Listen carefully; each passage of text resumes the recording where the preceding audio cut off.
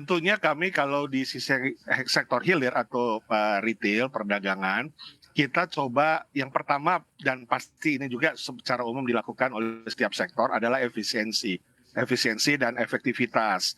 Jadi costly kita efisiensikan, inventory logistik kita, manajemen inventory kita lebih perketat lagi. Kemudian juga tentunya berkaitan dengan supply chain ya, distribusi, itu kita juga memberikan usulan untuk rebranding atau repackaging sehingga bukan harga yang tentunya dapat cenderung meningkat, tapi bagaimana harga tetap dapat stabil, tapi brandnya atau brand baru maupun juga kemasan yang baru.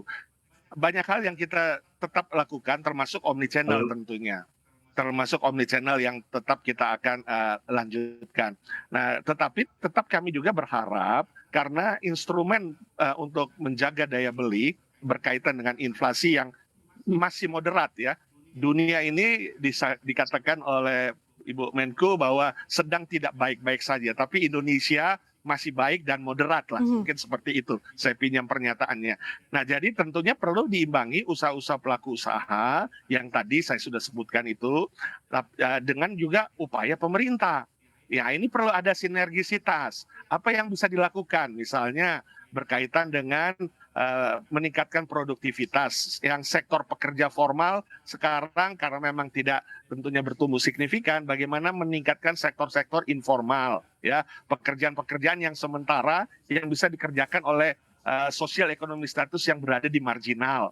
Kemudian UMKM juga ini harus didorong ke ekspor sehingga mereka ini juga bisa mengisi krisis pangan yang terjadi di berbagai negara. Kita tahu sekarang ada 3 krisis yang mengemuka di global, krisis pangan, energi, dan finansial. Nah, ini ada kesempatan kita berada pada supply chain yang cukup tenang, cukup moderat, cukup baik, dan ini bisa mengisi krisis-krisis pangan yang terjadi di negara-negara yang sedang krisis pangan. Nah, ini bagaimana kolaborasi kedutaan besar dan juga para eksportir, baik itu barang-barang yang kebutuhan pokok dan sehari-hari UMKM kita untuk bisa diserbulah pasar ekspor itu. Nah, ini perlu ada berkaitan peran pemerintah mendorong hal tersebut, termasuk juga subsidi dan kompensasi yang masih berkelanjutan karena kita tahu sekarang 40% itu masyarakat masih berada dalam posisi suffer menanggulangi COVID. Tapi yang menengah ke atas justru sekarang mereka spending money karena selama ini mereka menahan belanja. DPK kita naik sekitar 12-13%. Jadi uang likuiditas yang disimpan di bank itu memang DPK 3 itu, dana pihak ketiga itu meningkat. Nah, sekarang mereka mulai belanjakan. Tapi yang menengah ke bawah tetap harus mendapat stimulus, subsidi, dan kompensasi yang berkelanjutan. Oke, saya kan beralih ke Pak Bobi. Pak Bobi, di tengah ancaman krisis energi yang masih berlanjut, kemudian inflasi global, ada juga tadi Anda sebutkan ancaman ketegangan geopolitik antara China dan Taiwan. Seperti apa sih Anda melihat aktivitas manufaktur di semester kedua depan? Karena kalau kita lihat di kuartal 2 ini kan sektor manufaktur dan juga pertambangan jadi leading sektor nih. Apakah nanti di semester depan sektor-sektor ini akan menjadi penopang juga bagi pertumbuhan ekonomi? Masih.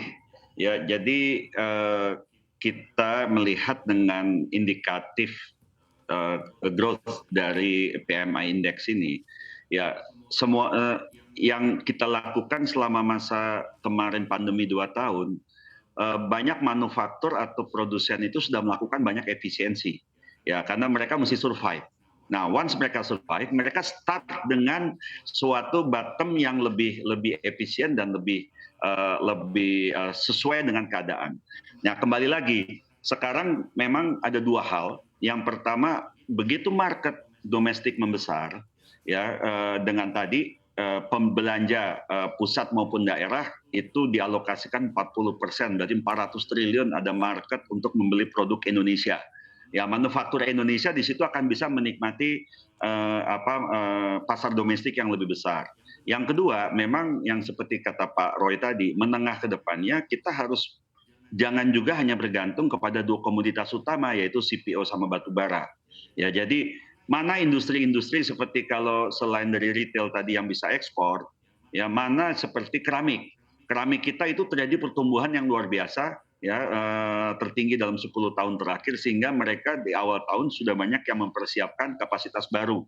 Ya, jadi dengan kebijakan tepat juga ada harga gas untuk industri domestik terhadap 6 sektor. Nah, kalau kami melihat ya short term 3 sampai akhir tahun ini rasanya masih aman. Nah, cuman kalau ini berlanjut ya berarti dunia akan mengecil nih marketnya. Kalau terjadi resesi, Amerika, Cina itu market-market utama nih produk Indonesia, terutama Cina lah gitu. Nah, untuk itu kita mesti ada alternatif market atau kita memang fokus kepada lokal domestic consumption.